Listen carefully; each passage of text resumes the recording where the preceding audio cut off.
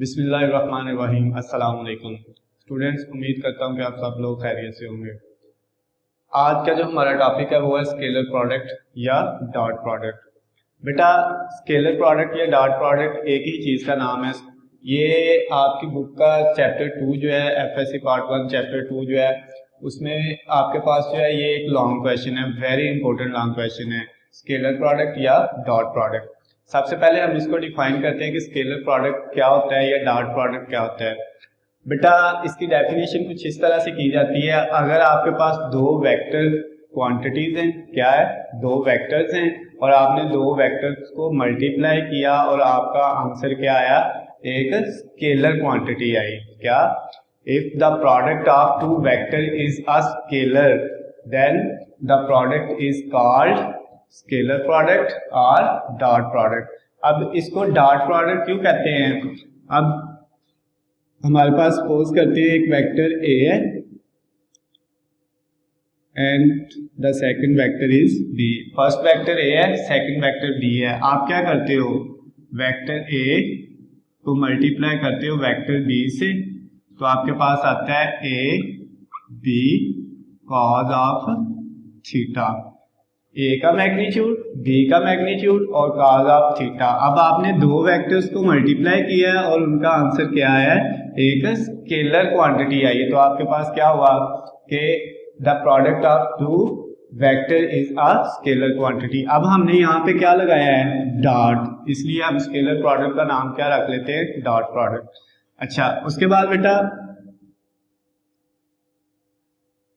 हमारे पास इसकी अगर हम एग्जाम्पल देखते हैं तो कौन कौन सी एग्जाम्पल आ सकती है स्केलर प्रोडक्ट की। हमने इसमें वो एग्जाम्पल लेनी है जिसमें आपने दो वेक्टर्स को लेना है, उनका प्रोडक्ट क्या आना चाहिए, एक स्केलर क्वांटिटी आनी चाहिए। जैसे आप क्या करते हो, एफ फोर्स एक वेक्टर क्वांटिटी है, डॉट उसको मल्टीप्लाई करते हो डिस्टेंस से, ये भी क्या आपके पास एक वेक्टर क्वांटिटी है, तो आपके पास क्या आता है, वर्क। अब वर्क आपका क्या है, एक स्केलर क्वांटिटी है। तो इसका मतलब क्या हुआ, आपने दो वेक्टर्स का डॉट लिया, दो वेक्टर्स को मल्टीप्लाई किया, तो आपके पास क्या आई, एक स्केलर क्वांटिटी आई। तो ये क्या है, एक आपके पास स्केलर प्रोडक्ट है। उसके बाद अगर आप इलेक्ट्रिक फ्लक्स की बात करते हो फाई ई, तो वो क्या होता है, E dot A, product of electric intensity E and vector area. अब ये भी दो क्या है, वेक्टर क्वांटिटीज हैं, वेक्टर्स हैं, और इन दोनों को आपने मल्टीप्लाई किया तो आपके पास क्या आया, एक स्केलर वेक्टर, जो स्केलर क्वांटिटी आई। उसके बाद अगर हम बात करें मैग्नेटिक फ्लक्स की, तो उसमें आपके पास मैग्नेटिक फील्ड का प्रोडक्ट आप किसके साथ लिखते हो, वेक्टर एरिया के साथ।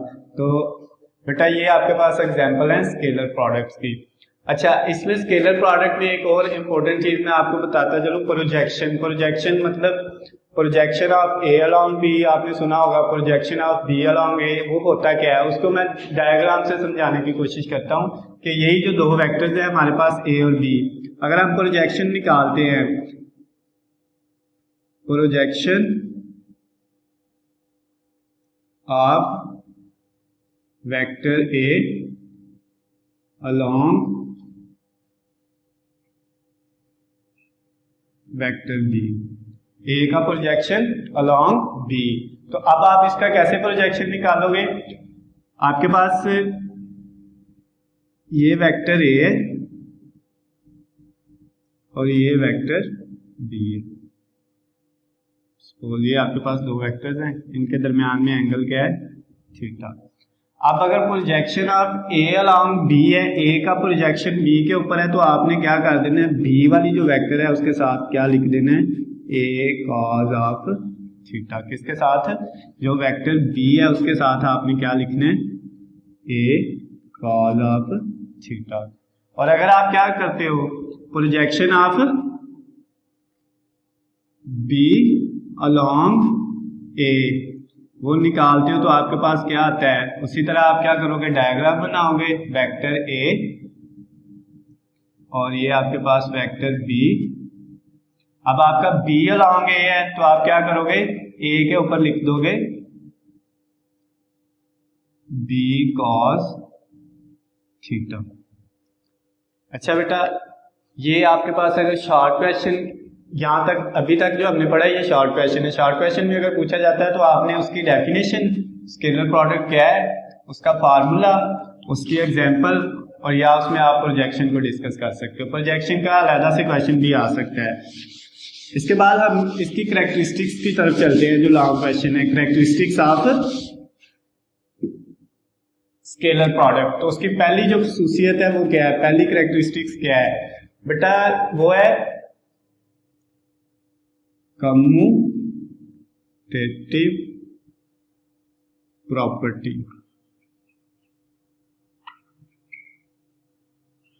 स्केलर प्रोडक्ट जो है वो एक कम्यूटेटिव प्रॉपर्टी होती है। किस तरह से बेटा, देखिए कम्यूटेटिव प्रॉपर्टी में क्या होता है, लेफ्ट साइड का स्केलर प्रोडक्ट और राइट साइड का स्केलर प्रोडक्ट दोनों क्या होने चाहिए, इक्वल होने चाहिए। किस तरह से, हम क्या करते हैं, हमारे पास दो वेक्टर थी ए और बी, हमने क्या किया, ए डॉट बी निकाला तो हमारे पास क्या आया, ए डॉट बी हमारे पास आया था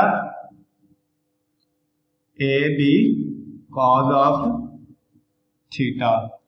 अब हमने जब ए बी निकाला तो वो हमारे पास आया A dot B equal A B cos of theta. फिर हम क्या करते हैं, अब हम निकालते हैं, इसको इक्वेशन 1 कह दिया। अब हम फाइंड करते हैं बी डॉट ए, तो वो क्या आएगा, पहले बी वेक्टर है तो किसका मैग्नीट्यूड आ जाएगा, मैग्नीट्यूड ऑफ बी, फिर मैग्नीट्यूड ऑफ ए और कॉज ऑफ थीटा। अब हम इसको इक्वेशन 2 कह देते हैं। फिर हम क्या करते हैं, from equation 2 B dot A किसके इक्वल है, B A cos of theta. अगर हम इसको क्या करें, बी डॉट ए जो हमारे पास है इसमें हम इनकी जगह चेंज कर लेते हैं, ए का मैग्नीट्यूड बी का मैग्नीट्यूड। अगर हम ए को पहले लिख लें बी को बाद में लिख लें तो कोई फर्क नहीं पड़ता। अब ये क्या था, बी डॉट ए इक्वल ये A B cos theta from equation 1। अगर इसमें देखें ए बी कॉस थीटा किसके इक्वल है, ए डॉट बी के, तो वहां से इसकी वैल्यू लिख दी। अब लेफ्ट साइड पे क्या है, B dot A, right side पे क्या है, ए डॉट बी, दोनों इक्वल हैं। तो इसका मतलब क्या हुआ, जो स्केलर प्रोडक्ट है वो क्या है, उसके अंदर कम्यूटेटिव प्रॉपर्टी होल्ड करती है। उसके बाद हमारे पास जो सेकंड प्रॉपर्टी है वो क्या है, वो है परपेंडिकुलर वेक्टर्स। Perpendicular vectors. अब बेटा परपेंडिकुलर का मतलब क्या होता है, परपेंडिकुलर का मतलब ये होता है कि आपके पास एक वेक्टर ये है और ये परपेंडिकुलर क्या है दूसरे वेक्टर बी के। अब इनके दरमियान में परपेंडिकुलर में एंगल होता है 90। तो अब हम क्या करेंगे, दो ही वेक्टर थे A dot B, A B cos of theta. अब क्योंकि ये परपेंडिकुलर वेक्टर को हम डिस्कस कर रहे हैं तो इसमें हम क्या करेंगे, A B cos of theta की जगह हम क्या रख देंगे, 0 डिग्री, और सॉरी परपेंडिकुलर है तो 90 डिग्री आ जाएगा। अब cos 90 किसके इक्वल होता है, cos 90 बेटा 0 के इक्वल होता है, तो इसकी जगह 0 आ गया। तो ये क्या हो गया, ए बी के साथ 0 मल्टीप्लाई हुआ तो ए डॉट बी का आंसर क्या आ गया, 0 आ गया। इससे क्या चीज साबित हुई, इससे हमें ये पता चला कि जब दो वेक्टर स्केलर प्रोडक्ट के अंदर दो परपेंडिकुलर वेक्टर को हम मल्टीप्लाई करेंगे तो हमारे पास क्या आएगा, आंसर 0 आएगा। अगर अब हम इनको कंपोनेंट की फॉर्म में लिख लें तो हमारे पास 3 कंपोनेंट होते हैं, आई, जे और के। ये हमारे पास 3 कंपोनेंट होते हैं। आई एक्स एक्सिस का कंपोनेंट होता है, वाई का जे होता है और जी का के होता है। ये इनके 3 कंपोनेंट्स होते हैं।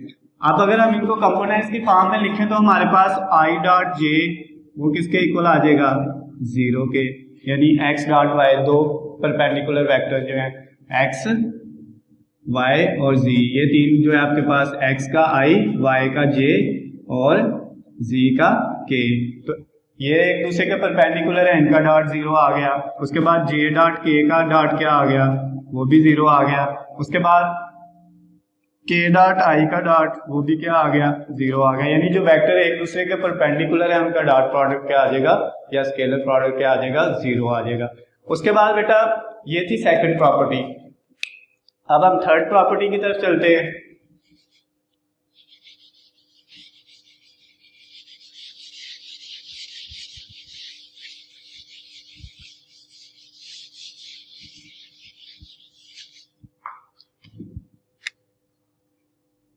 थर्ड है हमारे पास परपेंडिकुलर के बाद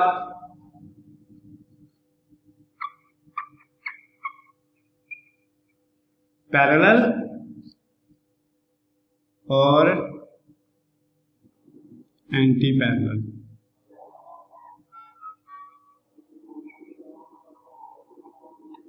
पैरेलल एंटी पैरेलल प्रॉपर्टी बेटा क्या है? अब आपको पता है पैरेलल का मतलब है एक ही लाइन में, एक ही डायरेक्शन में, यानी एंगल क्या होगा इसमें, पैरेलल वाले केस में एंगल क्या होगा, 0 डिग्री होगा। एंटी पैरेलल मुखालिफ सिमत में, तो उसमें क्या होगा, उसमें आपके पास एंगल जो है वो थीटा आ जाएगा 180 डिग्री। तो आप पैरेलल के केस में डिस्कस कर लेते हैं, A dot B equal A B cos of theta. Scalar product का यही फार्मूला है। अब हम क्योंकि पैरेलल को डिस्कस कर रहे हैं तो हमारे पास थीटा की जगह पे क्या आएगा, 0 डिग्री। अब cos 0 पे कितना होता है, 1 होता है। cos 0 पे वैल्यू क्या होती है, अगर आप कैलकुलेटर से cos 0 लिखते हैं तो आपके पास क्या आता है, 1 आ जाएगा। तो ए बी, इस सारे की जगह cos 0 की जगह क्या आ गया, 1 को ए बी से किया तो क्या आ गया, ए बी आ गया। उसके बाद अगर आप एंटी पैरेलल की बात करें तो हमारे पास ए डॉट बी का क्या था, A dot B equal A B cos of theta. Cos theta की जगह हमने क्या पुट किया, ए बी कॉस 180 डिग्री। अब कॉस 180 पे बेटा आपके पास क्या होता है, ए बी कॉस 180 पे होता है -1, तो -1 को करोगे तो ये आ जाएगा -a b। पैरेलल में आपके पास जब आप डॉट प्रोडक्ट लेते हो तो मैक्सिमम आता है, क्या आता है, मैक्सिमम।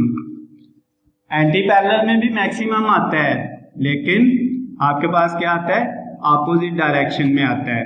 मैक्सिमम आता है लेकिन उसकी डायरेक्शन क्या होती है, डायरेक्शन ऑपोजिट होती है, ऑपोजिट डायरेक्शन। जी बेटा। उसके बाद इस क्वेश्चन की जो थर्ड के बाद फोर्थ वाली प्रॉपर्टी है उसमें हमसे वो क्या करता है, उस प्रॉपर्टी का नाम है बेटा सेल्फ स्केलर प्रॉपर्टी या सेल्फ स्केलर वेक्टर। सेल्फ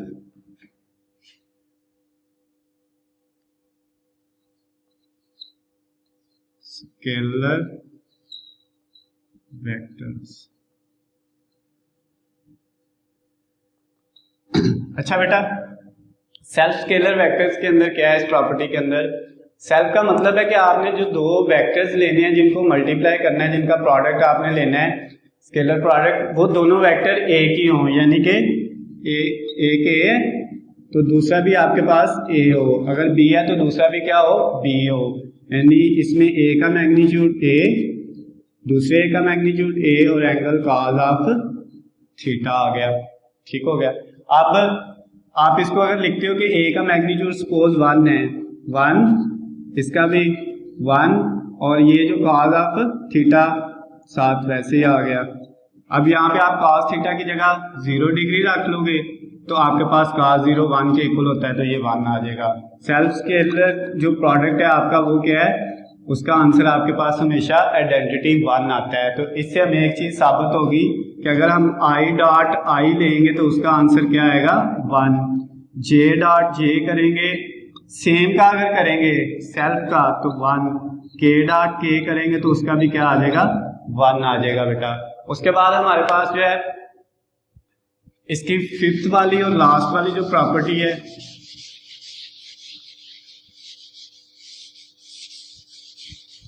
वो हमारे पास क्या है, वो है स्केलर प्रोडक्ट। फिफ्थ वाली प्रॉपर्टी है scalar product in term of rectangular या in term of components.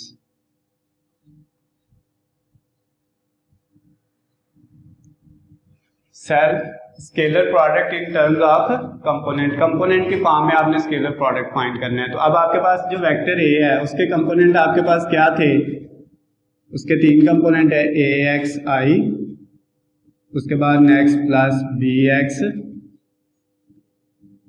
A X I, A Y जे और प्लस ए जी के।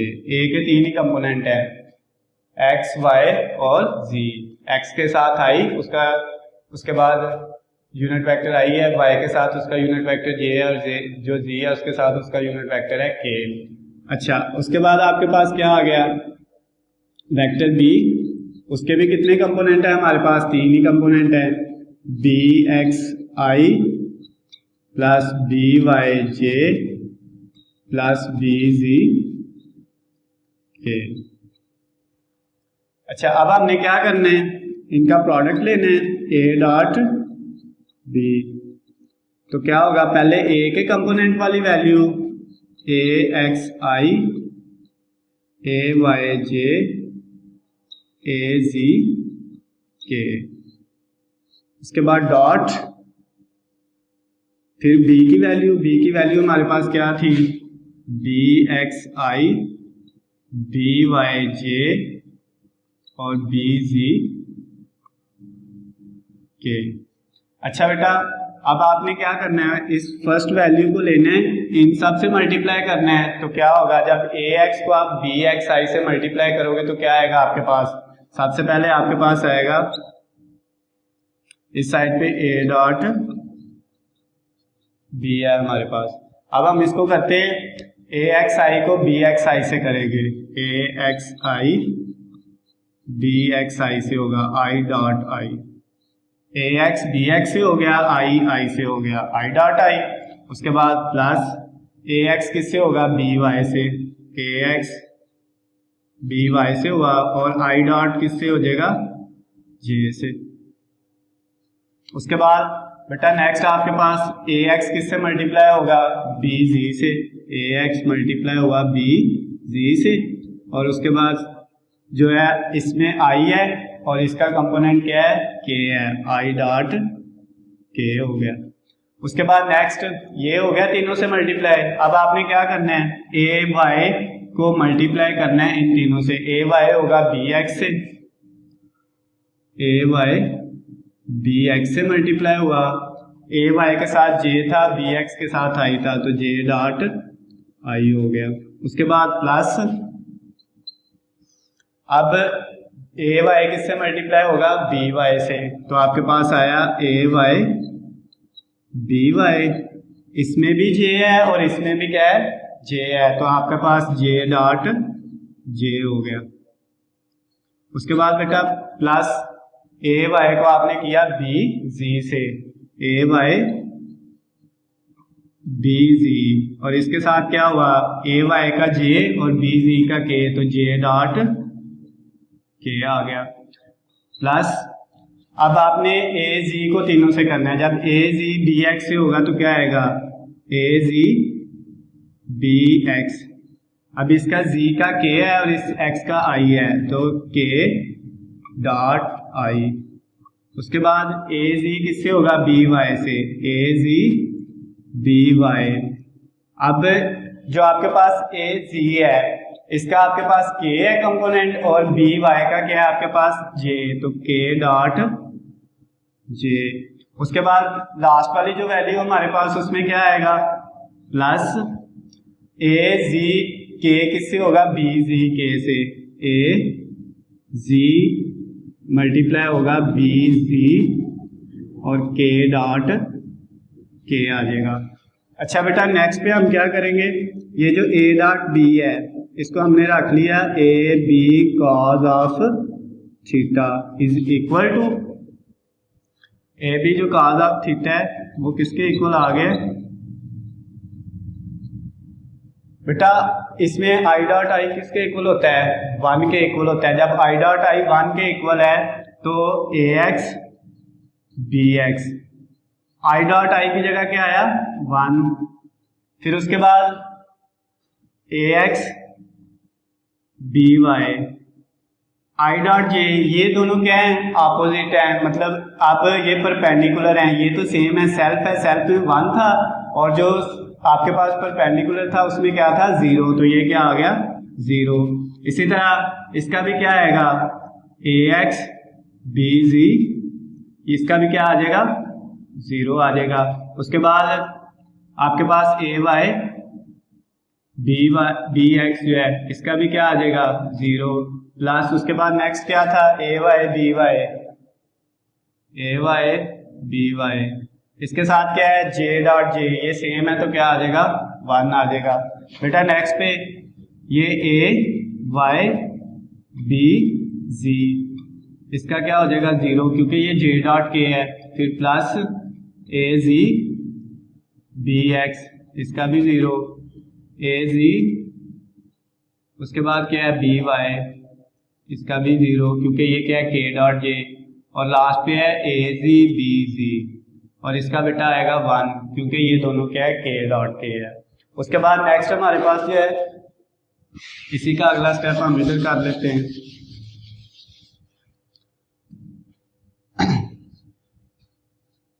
अच्छा, अब इस साइड पे बेटा हमारे पास था A B cos of theta equal to, इस साइड पे आपके पास था ए एक्स बी एक्स, 1 से मल्टीप्लाई होगा तो ए एक्स बी एक्स ही रह जाएगा। उसके बाद ये ए एक्स बी वाई 0 से मल्टीप्लाई होगा 0, ये भी 0, ये भी 0, अब आगे क्या आएगा ए Y B Y plus A Y B Y. उसके बाद बेटा नेक्स्ट ये भी 0 हो जाएगा,